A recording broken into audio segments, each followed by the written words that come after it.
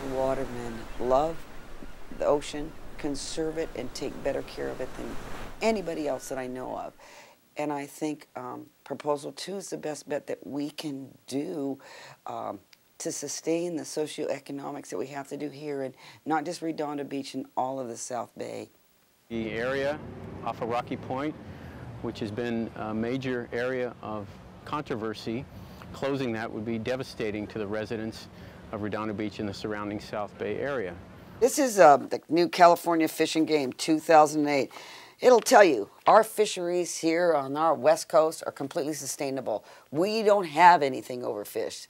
So closing off the fishing is not the problem with the Rocky Point. It's our runoff and our other pollution that we should be spending our money and time in. But there's not a soul in this entire harbor that is not worried about this, including the people in the surrounded area. We are all still on the same page of trying to protect these fish species and going through great pains to establish a system of reserves that meet the science guidelines.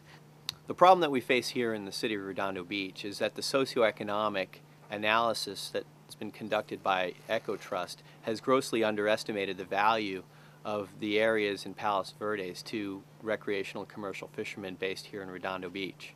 Of the 1,465 boats, according to the latest survey, 41% of those boat owners would sell their boats and no longer house boats here if they could not fish off of Rocky Point. So what do they do when they come here? Well, they go to the restaurants, they stay at the hotels, they visit various commercial interests around here, they buy gas for their boats, and all this factors in. They provide jobs. This study, this particular study, estimated that 100 jobs, almost 100 jobs would be lost.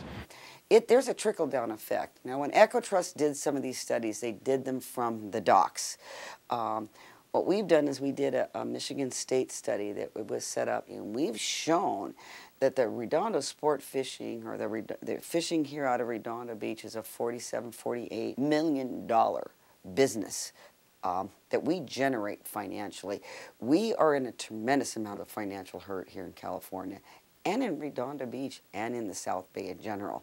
The lobster fishermen, commercial guys that I have in this harbor, man, let's see, you know, of just the 15, 20 boats that I have in my harbor, their business licenses associated with that revenue for the registrations and all that we do with the United States Coast Guard. I mean, this is a huge economic impact.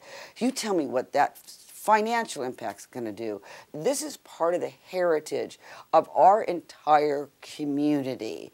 But as far as I'm concerned, the impact of that swath of ocean has become very, very important. It has a habitat. It has everything that they're looking for. There are still parts of this Proposition 2 that allows them to have those habitats. But financially and socioeconomically, this will be, in my opinion, devastating to my community. Please do the right thing. There's a great compromise in Proposal number 2.